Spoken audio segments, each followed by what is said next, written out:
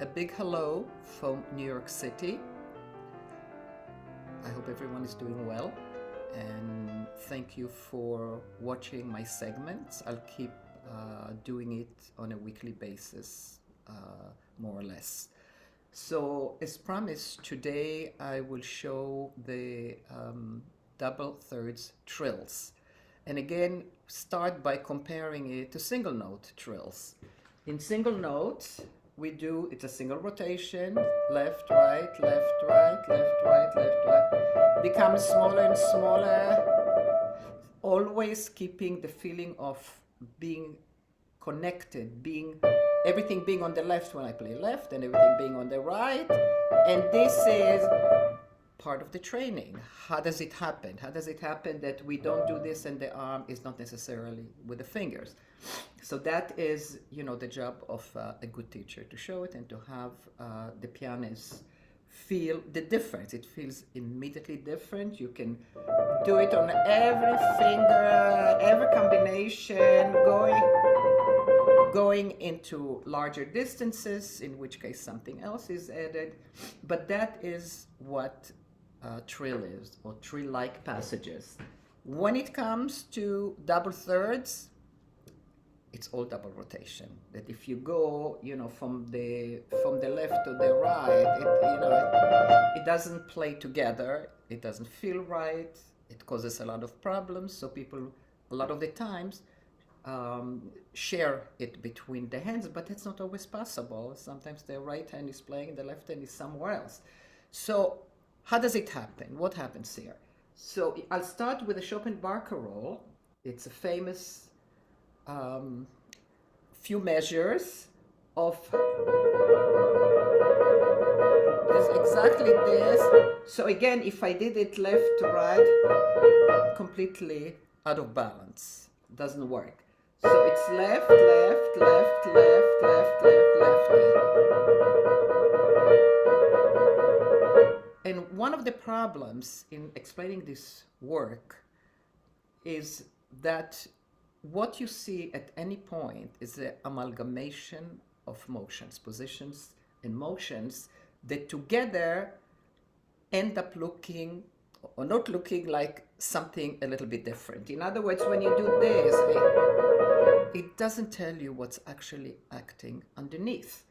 So this is the discoveries of Taubman, and that's how it works like magic when it's put into the hand properly. So left, left, left, left, left, left. And again, if at the beginning people have to feel it bigger, that's what bigger looks like. That's what small looks like. In other words, it doesn't look like anything special. It looks like I'm moving, you see a little bit of a finger motion, and that's it. What is another element that is very important here is the in and out. Now, when we're in the blocky area, it's very, very small. Together with the rotation, with the second part of the rotation after the preparatory, there is a little bit out, a little bit in, like that. Now, this is very exaggerated. This becomes smaller, smaller, and you hardly see it's more. In the blocky area, where the thumb is already on the keyboard, it doesn't look like much, but it's what we call forward and back. A little bit of that. And when I'm coming out, it's a bit higher. But again, we don't need that size motion. That's all it is. And if it goes the other way, people very often do that. It doesn't work. So that's how you know that something is right, that it works, it becomes a habit, it becomes a skill.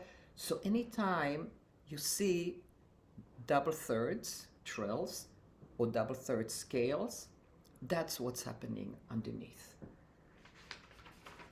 And it's the same when you go to Mendelssohn Rondo Capriccioso. Exactly the same thing. Little in, out, double rotation. The two combined together. That's it. Or some people do it with, I'm doing it with 1, 5, 2, 4. It can also be done with 1, 4, 2, 3. As long as it doesn't feel stretched. So what happens when we go into Beethoven Sonata, Opus 2, number 3, right at the opening, and there is this.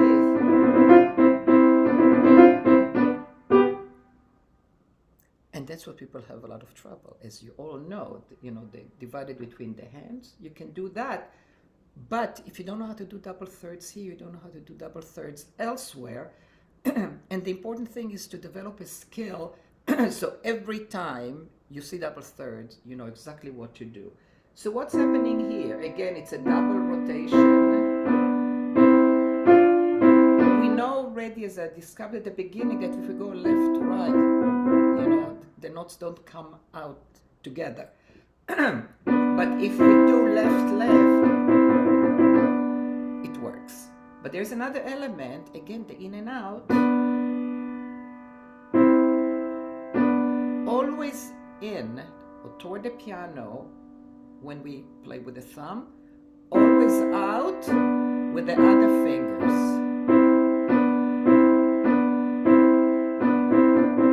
Now, it becomes much smaller. When it's on white keys, the in and out is going to be just a little bit bigger, because you don't want to start here and to be in the right place. It feels weird to play all those white keys in the black key area. So you move a little bit out. We know already, some of you who know something about this work, that if we don't come out, the fingers are going to curl out. And curling is one of the main reasons for tendinitis,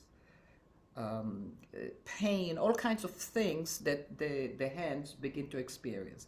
You know, the curling creates a lot of tension, pain.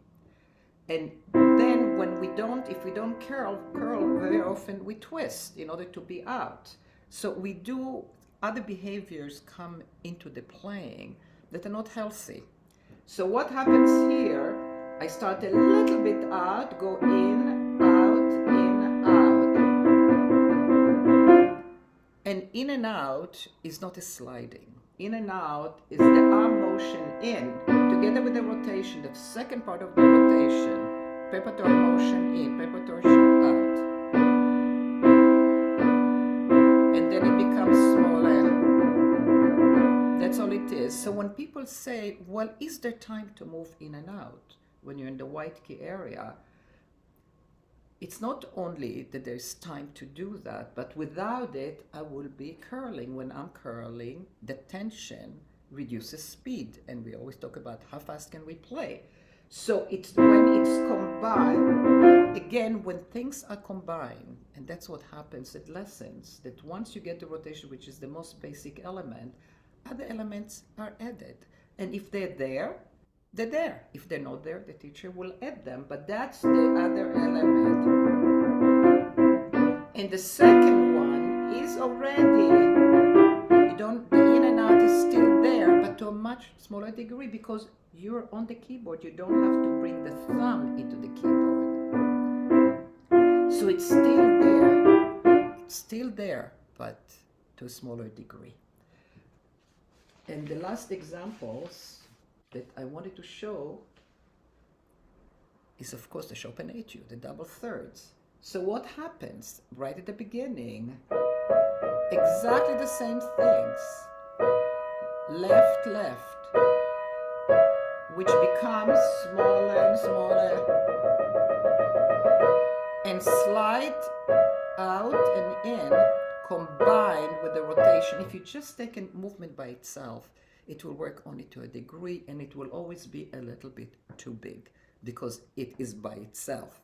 It needs the participation of other motions to become very small. So it's double rotation, slightly toward the body, slightly in, together.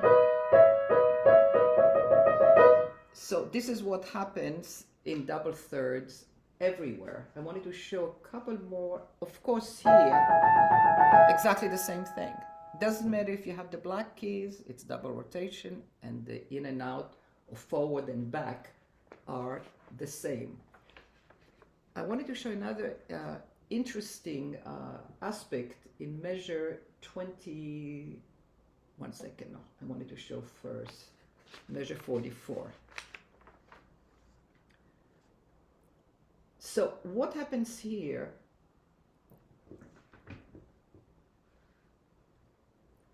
is that it starts as a trill, and then a crossing, just what I showed the other day, how we cross when we have double thirds. So it's left, left, goes over, but still plays to the left. And again, trill, crossing over, trill, crossing over, trill.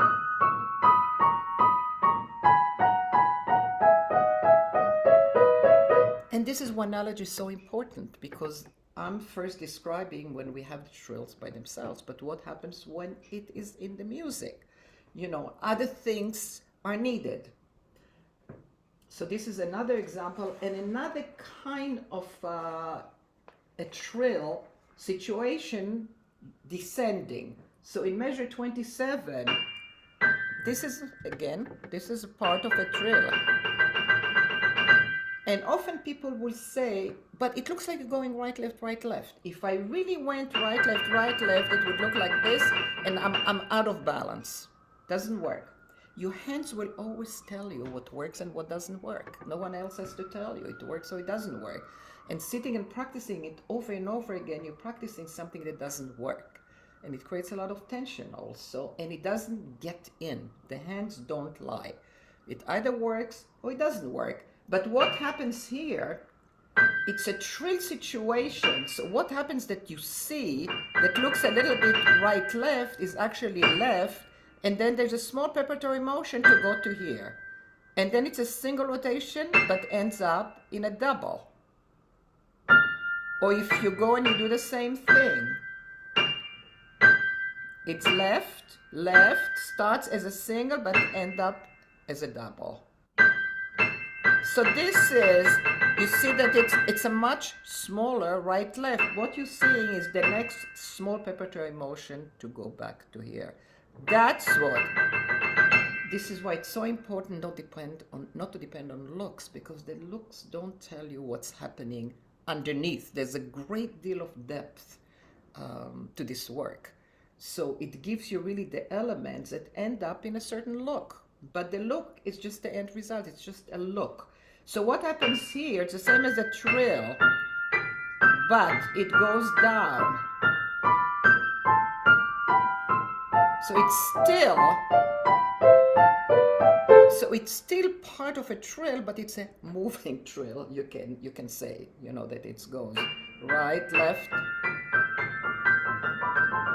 But what I'm experiencing is a total stable feeling. On each one is finished like this. Each one is finished feeling absolutely straight down. And just after it comes exactly the same thing, but in the blacky area. Now, whenever we play the thumb or the fifth finger, or both, in a blacky area, the rest of the fingers have to be in. And that's why it's so important to learn how to be comfortable in the blacky area, because so much of music is written there. Some of it is completely there, like these two measures. And very often it's going from the white key area to the black key area and back out. And the question is how to manage it. So we don't curl, we don't twist, we don't do any of the behaviors that cause problems. End up with pain, with fatigue, and other symptoms. So that's it for that, and I'm looking forward to seeing you next week. Thanks for watching.